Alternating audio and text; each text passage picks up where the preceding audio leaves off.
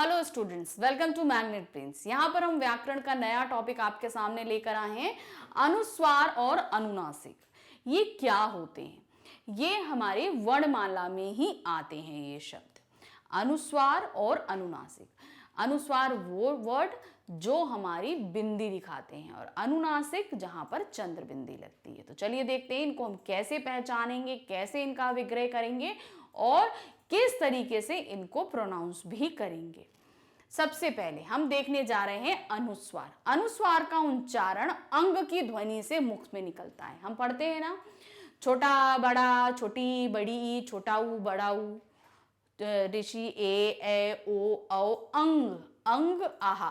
तो ये जो अंग निकलता है ये हमारा क्या होता है? अनुस्वार। तो अनुस्वार जो होता है हमारा चलता है आपका अंग की बिंदी से, ये जो हमारी ऊपर बिंदी।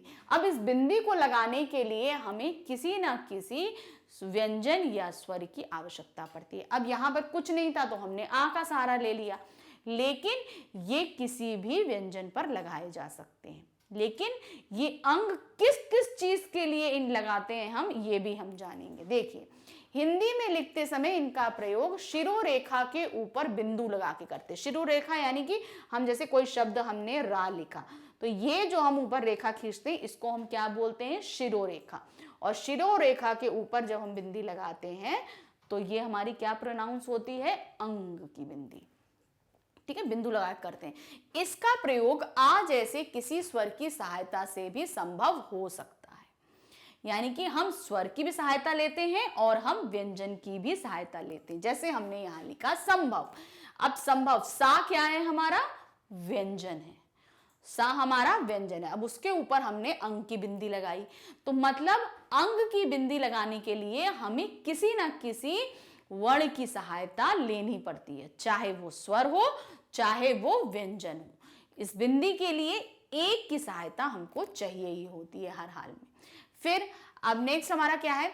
इसका वर्ण विच्छेद करने पर सा प्लस अंग आया। अब जैसे हमने ये देखो, सबसे पहले हमने क्या किया? सा आधा किया। अब हम ये सभी जानते हैं कि कोई भी व्यंजन बिना आ की सहायता के नहीं बोला जाता। जब भी हम कोई भी व्यंजन बोलते हैं तो उसमें हमेशा आ निकलता है। जैसे हम निकल रहे हैं सा, का, खा, चा, ता, कोई भी बोल रहे हैं सब में आ निकल रहा है। और अगर हम इसमें से आ को अलग करते हैं, जैसे हम सा में से, अब ये हमारा सा बना हुआ है, अब सा में से हम अलग करना चाहेंगे आ को, तो हम क्या करेंगे? इसमें नीचे हलंत लगा देते हैं और प्लस करके हम आ लिख देते हैं। ठीक है। अब मान लो नहीं भी लिखना है तो जैसे कुछ शब्दों में हम आधा सा लगाते हैं, आधा सा लगाते हैं ना, तो ये आधा सा कैसे होता है? इसको हम बोलते हैं आधा सा। जब हम व्यंजन में से आ को अलग कर देते हैं, व्यंजन में से हम स्वर को अलग करते हैं, किसी भी व्यंजन में से हम अलग करेंगे, कोई भी ले लो, ता ले लो, था ले लो, ज्ञा ले लो, पा ले लो, जब भी इसमें से हम आ को अलग करेंगे तो उसके नीचे हम क्या लगा देंगे? हलंत लगा देते हैं। तो यहां पर हमने क्या किया? सा से जब हमने आ को अलग किया तो हमने हलंत लगा दिया और उस आ की सहायता से ऊपर हमने अंग की बिंदी लगा दी। ठीक, अब यहां हो गया। अब भा से हमने आ अलग किया तो वो हमने क्या हुआ? भा प्लस आ, क्योंकि भा में से जैसे ही हमने आ अलग किया हमने हलंत लगाया, फिर हमने उसमें आ लिख दिया। फिर हमने वा में से भी वही किया, वा में से जैसे ही हमने आ को अलग किया यानी स्वर को अलग किया, हमने उसमें भी आपको हलंत लगाकर आ अलग कर दिया। हमेशा इसका वर्ण विच्छेद ऐसे ही किया जाएगा। अब इस शब्द में अनुस्वार अंग का उच्चारण आ और मा जैसे हुआ है, पर अलग अलग शब्दों में इसका रूप बदल जाता है। अब कैसे होता है? अब जैसे हमने बताया, हमने यहां पर अंग का उच्चारण आ और म से किया है, लेकिन आप लोगों को बहुत कंफ्यूजन होता है कि हम कई शब्दों के उच्चारण के लिए अंग की बिंदी लगाते हैं। कैसे? देखिए, हम यहां पर बोल रहे हैं संचरण, तो हमने सा के ऊपर आ निकला, संचरण, तो यहां पर सा के साथ ना है, जहां पर आधा ना लगता है, तो ना के लिए, आधे ना के लिए भी हम अंग की बिंदी लगाते हैं। ठीक, फिर संभव, यहां मां के लिए भी हम इन बिंदी लगाते हैं। ड संघर्ष, ढ के नीचे लगाते हैं, संचयन, फिर हमने ना के नीचे लगाया।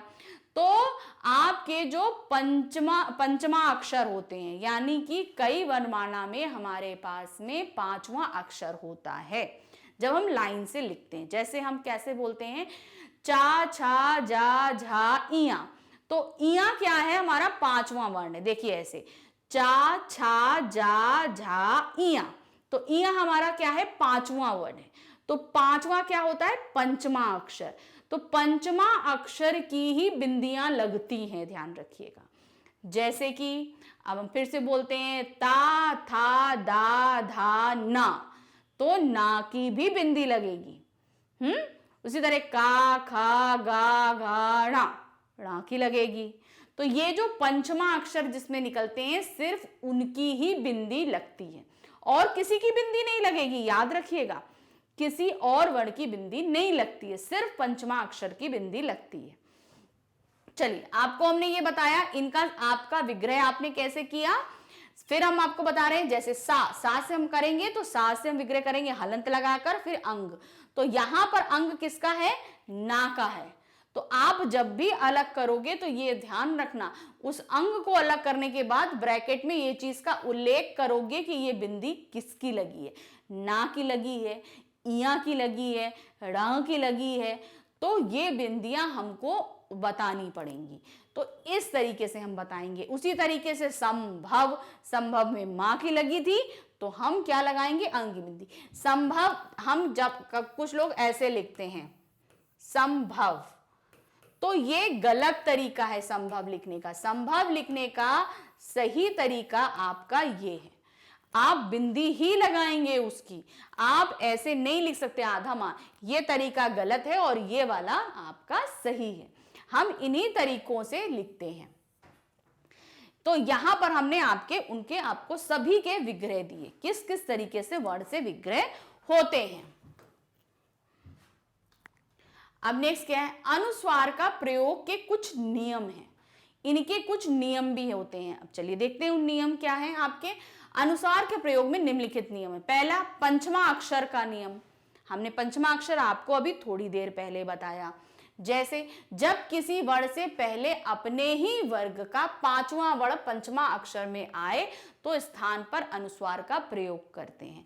अब जैसे हम देखते हैं, देखिए पंचमा अक्षर, यहां देखिए, ध्यान से देखिए, ड़ा बना हुआ है, दिख रहा है आपको ड़ा।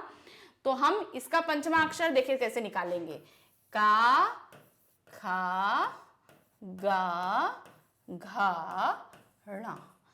तो ये हमारा क्या है, ये हमारा है पंचमा अक्षर। ठीक, इस लाइन का पंचमा अक्षर क्या है, ये है पंचमा अक्षर। अब गंगा, गंगा, तो गा इसी लाइन का एक वर्ड है और इसी का पांचवा अक्षर है ये, तो इसलिए हम बिंदी लगाते हैं। मतलब सेम लाइन का वर्ड, सेम लाइन में हम जैसे गंगा इस्तेमाल कर रहे हैं तो सेम लाइन के वर्ड में मिडिल का ही कोई वर्ड लिया गया है और उसी का पंचमा अक्षर भी लिया जा रहा है, तब उस जगह हम बिंदी लगाएंगे। दूसरा भी समझाते हैं, देखिए ये डा आया, ठीक है। अब इसे कैसे होता है, टा ठा डा ढा ड़ा, ठीक है। ये हमारा पंचमा अक्षर है। अब हमने डा, देखिए ये और ये दोनों ही इसमें इस्तेमाल किए हैं, तो इसका जो मिडिल वाला है वो हमने क्या लगा दिया, बिंदी के रूप में लगा दिया। सेम लाइन का पंचमा अक्षर और उसी लाइन का अगर हम वर्ण इस्तेमाल करेंगे, व्यंजन इस्तेमाल करेंगे, तो हमारा क्या आएगा, आपको उसे अनुस्वार के रूप में लगाना पड़ेगा। अब दूसरा आता है संबंध। तो संबंध में क्या है, अब देखिए बा, ठीक है। अब यहां पर क्या आएगा, पा फा बा भा मा, ठीक है। देखिए मा, ठीक आया, मा आया। तो अब और ये दूसरा क्या है, धा। अब दोनों को ध्यान से देखिएगा, यहां पर हमने क्या बताया, पा फा बा भा मा, पा फा बा भा मा। अब मा हमारा क्या है, पंचमा अक्षर, और मा किसके साथ इस्तेमाल हो रहा है, आपका बा के साथ में। ये इसके साथ में, इसलिए वो हमारा क्या लगा, बिंदी लगी। अब दूसरा है धा। अब इसका क्या है, ता था दा धा ना।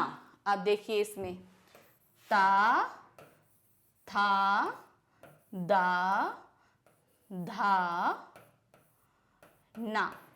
अब ये देखिए धा पे लगा है ना आधा ना, तो इसमें क्या है, ना हमारा पंचमा अक्षर है और हमने उसी लाइन का हमने धा लिया हुआ है, इसलिए सेम लाइन के जब वर्ड रहेंगे और उनके पंचमा अक्षर आधे होंगे तो वो बिंदी के रूप में इस्तेमाल किए जा सकते हैं। तो इस तरीके से इसका ये हमने पहला नियम आपको बताया कि पहला नियम इसका क्या होता है। अब इसका दूसरा नियम देखते हैं, क्या है, या रा लावा। ये हमारे क्या है, अंतःस्थ व्यंजन है, या रा लावा। अंतःस्थ क्यों बोलते हैं, क्योंकि हम इनको अंदर ही बोलते हैं, ठीक है, ध्यान दीजिएगा, कभी जिसकी जो हवा होती है वो बाहर नहीं निकलती। या रा लावा हम अंदर की तरफ कर रहे हैं। फिर शा स सा हा, ये ऊष्म है, इनको बोलते समय आवाज रगड़ रही है, तो इसलिए इनको क्या बोलते हैं, ऊष्म व्यंजन। ये ऊर्जा पैदा करते हैं। इनसे पूर्व यदि पंचमा अक्षर आए तो अनुस्वार का प्रयोग किया जाता है, ठीक है। अगर ये अंतःस्थ और ऊष्म व्यंजन आ रहे हैं और उनके साथ पंचमा अक्षर, हमने आपको बता दिया पंचमा अक्षर क्या होते हैं, वो आ रहे हैं तो बिंदी में होंगे। अब देखिए यहां सा आया, सा से पहले अगर आपका क्या आ रहा है, आधा ना, क्या दिया, से पूर्व यदि पंचमा अक्षर आए, इनसे पूर्व अगर पंचमा अक्षर आए तो यानी कि ये सा से पूर्व हमारा पंचमा अक्षर आया तो हमने वहां पर बिंदी लगाई। फिर आपका क्या हुआ, संग, वो भी उससे पूर्व है इसलिए उसमें हमने बिंदी लगाई। फिर शन शय शा ऊष्म व्यंजन है, उसमें भी आधा ना लगा इसलिए उसमें बिंदी लगी। तो ये दूसरा। पंचमा अक्षर जब भी इस्तेमाल करेंगे ध्यान रखिए, सेम लाइन का वर्ण होगा, सेम लाइन, जो लाइन जिसमें पंचमा अक्षर आती है वही अगर वर्ण इस्तेमाल कर रहे हैं तो हमारा अनुस्वार लगेगा। अगर हम अंतःस्थ और ऊष्म व्यंजन इस्तेमाल कर रहे हैं तो उस जगह भी पंचमा अक्षर आएगा तो बिंदी में ही तब्दील होगा। अब अनुस्वार के प्रयोग में कुछ चीजें हमें ध्यान देनी होती हैं। क्या देनी होती, नियम तो हमने आपको दो बता दिए, अब इनमें इसके अलावा कुछ चीजों को हमें ध्यान भी देना पड़ता है। क्या, हिंदी को सरल बनाने के उद्देश्य से भिन्न भिन्न नासिकीय ध्वनि डा जा ड़ ना और मा की जगह बिंदु का प्रयोग किया जाता है। ध्यान दीजिए ये सभी पंचमा अक्षर हैं, ठीक है, प्रयोग किया जाता है। संस्कृत में इनका वही रूप बना रहता है, मतलब हम हिंदी में तो इन्हें अनुस्वार में लग देते हैं लेकिन अगर इन्हें हम संस्कृत में लिखते हैं तो वो वैसे ही बने रहते हैं, इनमें बदलाव नहीं होता। देखिए अंक अंडक, चंचल, देखिए इसमें चंचल में क्या हुआ, फिर ठंडक ठंडा, संस्कृत के ऊपर वाले हैं, हिंदी के नीचे हैं। हिंदी में आपका अनुस्वार लग रहा है लेकिन संस्कृत में वो वैसे ही रहेंगे, चंदन चंदन, कंबल कंबल। तो ये फर्क होता है कि ये शब्द संस्कृत में जैसे हैं वैसे ही इस्तेमाल होंगे मगर हिंदी में उनमें अनुस्वार लग जाएगा। अब हम आते हैं अनुस्वार के प्रयोग के कुछ नियम हैं, आपको शुद्ध और अशुद्ध दोनों तरीके से हम आपको बताएंगे। अनुस्वार के प्रयोग कब ना करें, कब नहीं किया जाता, जैसे निम्नलिखित स्थितियों में अनुस्वार का प्रयोग नहीं किया जाता। जैसे यदि अनुस्वार के बाद या था र ला खा हा आता है, ये शब्द याद रखिएगा, तो अनुस्वार का प्रयोग उसके मूल रूप में नहीं किया जाता है, यानी उनका जो अपना मूल रूप है उसमें नहीं किया जाएगा। यदि अनुस्वार की जगह उनका बिंदु रूप प्रयोग होता है तो शब्द अशुद्ध हो जाता है। जैसे अब यहां पर है अन्य, ठीक है, ये अन्य दिया है, अब अगर इसको हम ऊपर बिंदी लगा देंगे तो ये गलत हो जाएगा, ठीक है।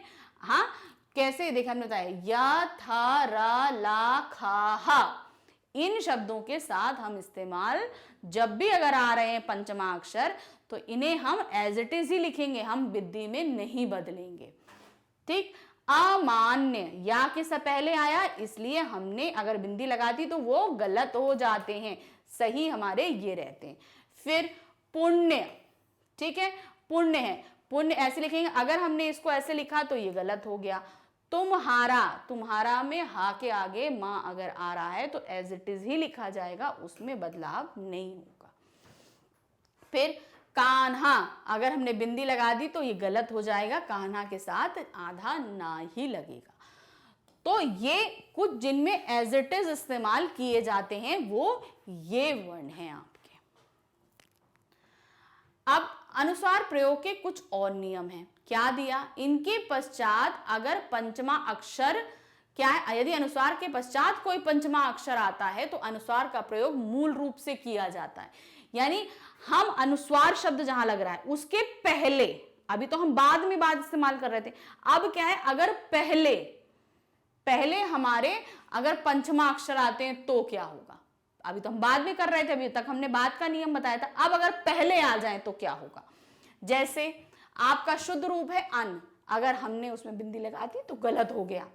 उन्नति, अब ये देखिए पहले ना ये दिया है, ना से अगर पहले आपका फिर से ना आया पंचमा अक्षर का सेम लाइन का, अगर हमने बिंदी लगा दी तो ये गलत हो जाएगा, वो एज इट इज ही लिखा जाएगा, आधा ही ना लगेगा।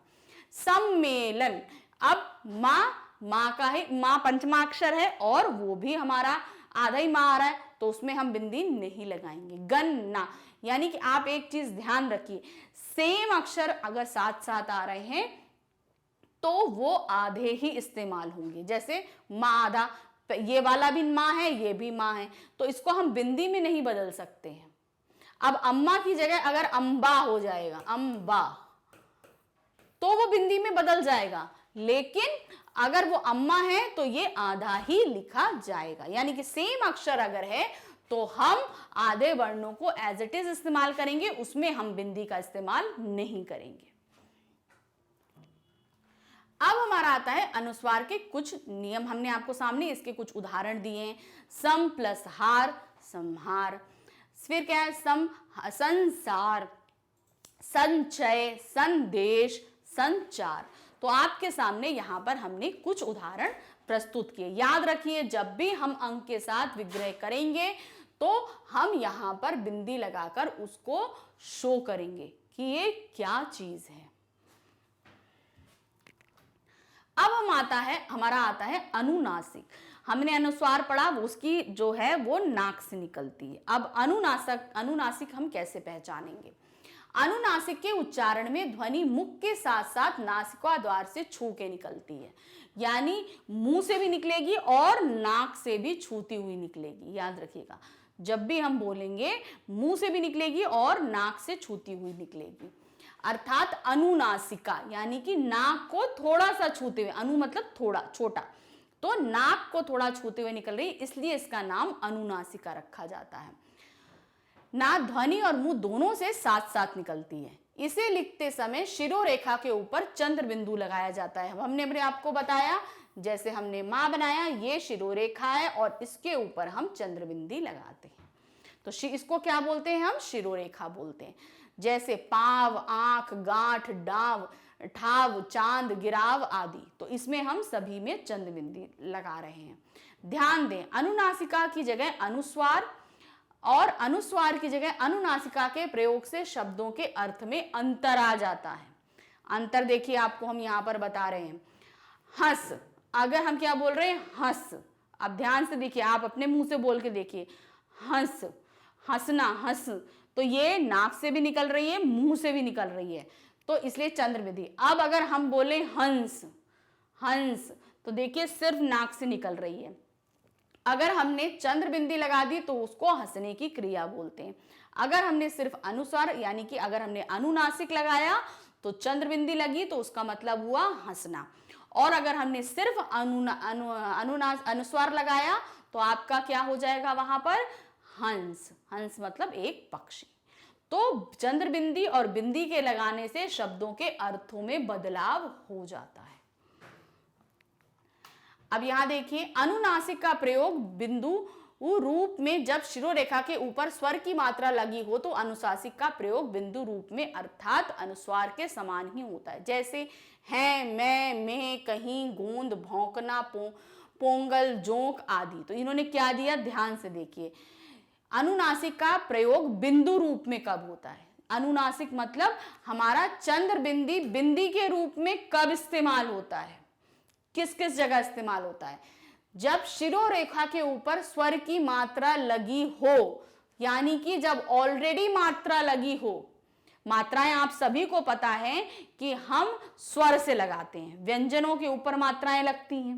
का से लेकर ज्ञा तक व्यंजन होते हैं, आ से लेकर आहा तक स्वर होते हैं। तो जो स्वर होते हैं उन्हीं की मात्राएं लगती हैं। तो जब शिरोरेखा के ऊपर कोई मात्रा ऑलरेडी लगी हो तो उस जगह अगर आपका अनुनासिक निकल रहा है तो वो बिंदी में अनुस्वार में तब्दील हो जाता है। जैसे हमने बोला मैं, अब मैं बोल रहे हैं जब, तो वो आपका क्या निकल रहा है, अनुनासिक निकल रहा है। तो उस अनुनासिक को हम किस में बदल देंगे, अनुस्वार में। किस लिए? क्योंकि मां के ऊपर, ये मां हमारा क्या है, व्यंजन है। व्यंजन के ऊपर हमने ए की मात्रा यानी कि स्वर लगाया हुआ है, स्वर की मात्रा लगी है। अब इसमें हमारा अनुनासिक भी निकल रहा है, तो उस कंडीशन में हम यहां पर इसे अनुस्वार में बदल देंगे। इस तरीके से ये एक नियम है। तो अब देखिए इसमें आपको सामने उदाहरण दिए हुए हैं, जैसे हैं, है प्लस ए, मैं, म प्लस ए, में, मा प्लस ए, कहीं, का। अब का को हमने विग्रह किया, का से आ अलग किया, फिर हा से ई, गोद, गा प्लस ओ, द प्लस अ, ओ में ऊपर बिंदी लगी हुई है। भौंकना, भा प्लस ओ, का प्लस आ, ना प्लस आ। सब में जब भी विच्छेद करेंगे तो याद रखिए हर व्यंजन से, कभी भी वर्ण विच्छेद देंगे आपको, हर व्यंजन से हम स्वर को अलग करेंगे, यानी आ को अलग करेंगे और उसको दर्शाएंगे, हमेशा याद रखिएगा। फिर पोंगल, पा प्लस ओ, पोंगल, ग अ ल अ। तो हम इस तरीके से इनका विग्रह करेंगे। तो अनुनासिक सिर्फ एक कंडीशन में अनुस्वार में बदलता है, जब ऑलरेडी ऊपर स्वर की मात्राएं लगी हो। जैसे यहां पर लगी हुई हैं, ये देखिए ए, ये भी ए की मात्रा है, ये ए की मात्रा है, ये ई की मात्रा बड़ी ई है।